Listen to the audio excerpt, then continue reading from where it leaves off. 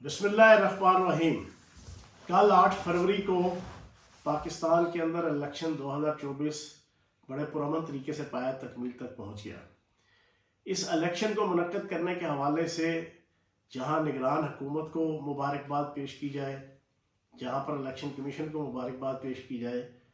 तो वहां पर सबसे ज़्यादा और ख़ुसूसी तौर पे मैं समझता हूँ कि पाक फ़ौज के जवानों, अफसरों और पाक फ़ौज को एज अदारा भी खराज तहसीन पेश करना चाहिए कि जिन्होंने लाखों की तादाद में अपनी ड्यूटी देकर इस इलेक्शन को हस्बे साबिक पाकिस्तान पे आने वाले हर किसी बुरे वक्त की तरह इस इलेक्शन में भी अपना एक पॉजिटिव किरदार अदा किया और इलेक्शन का प्रोसेस तकरीबन मुकम्मल तौर पर पुरअमन तरीके से जो है वो पोलिंग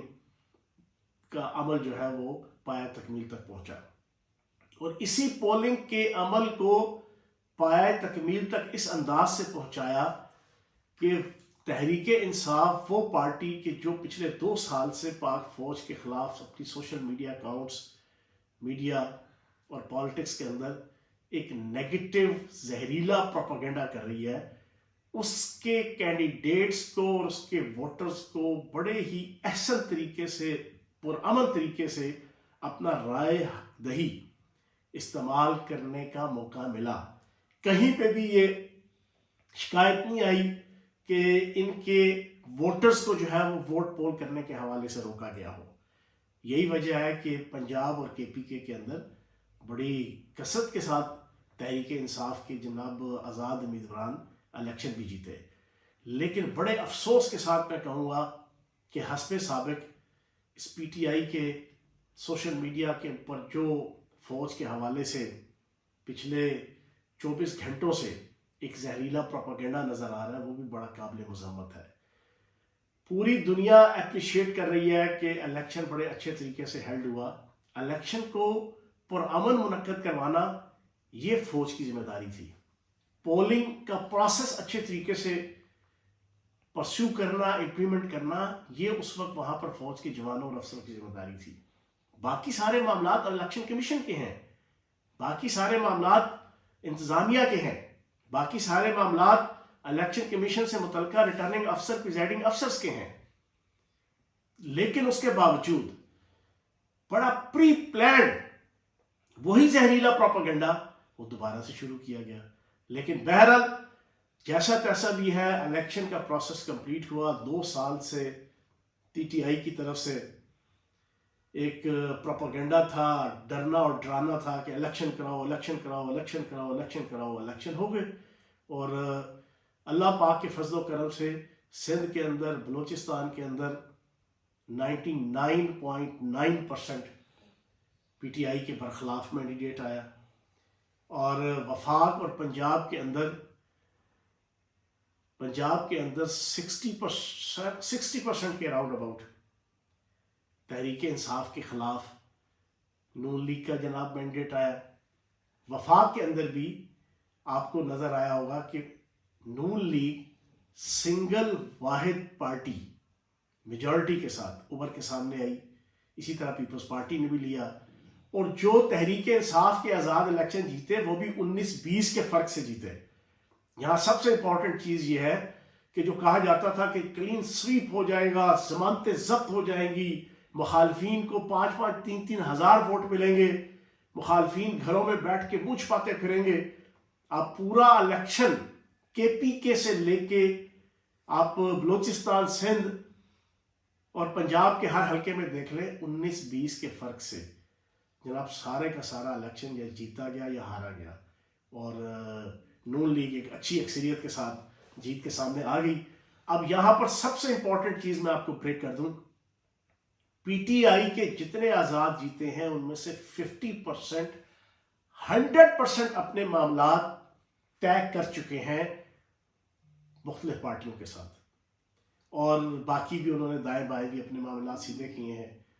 जिसकी वजह से वो मुंतखब होकर आगे हैं। अब उन्होंने फैसला करना है क्योंकि 72 घंटे हैं किसी भी आज़ाद मेंबर के पास। उस 72 घंटों में उसने फैसला करना है कि वो किस पार्टी में जाता है। बाकी जो 50% हैं आज़ाद,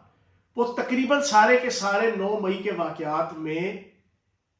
ملٹی کورٹس میں ان کے کیسز چل رہے ہیں یا سول کورٹس میں ان کے کیسز چل رہے ہیں، اور اگلے مہینے کے مارچ کے مہینے میں ہر حال میں ان کے فیصلے آنا شروع ہو جانے ہیں، وہ ادھر آ کے پھنس جائیں گے۔ پھر ابھی پی ٹی آئی کے پاس آپشن نہیں ہے کہ ان کے یہ جو آزاد الیکشن جیتے ہیں ان میں سے جو آدھے دائیں بائیں چلے جائیں گے،